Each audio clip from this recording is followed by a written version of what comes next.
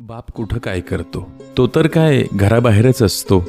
सकाळी निघतो, धक्के खात कामावर जातो, संध्याकाळी थकून घरी येतो. घरी आल्या आल्या तक्रारी ऐकतो, इतकंच. यात काय विशेष? बाप कुठं काय करतो? शाळेची फीस, घरचा महिन्याचा किराणा, लाईट बिल, फोन बिल सगळं मॅनेज करतो. महिना अखेरीस पाय ओढत घराकडे येतो. घर चालवण्यासाठी वेळप्रसंगी उधारी करतो, ती कशी तरी फेडतो. पण बाप कुठं काय करतो? मुलांच्या दुखण्या खुपण्यावर अस्वस्थ होतो.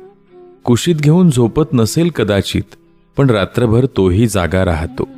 म्हाताऱ्यांची आजारपणं, हॉस्पिटलचा खर्च सगळ्यांची तरतूद करतो. स्वतःची दुखणी मात्र अंगावरच काढतो. पण त्याला कोण विचारतोय? कारण असंही बाप कुठं काय करतो?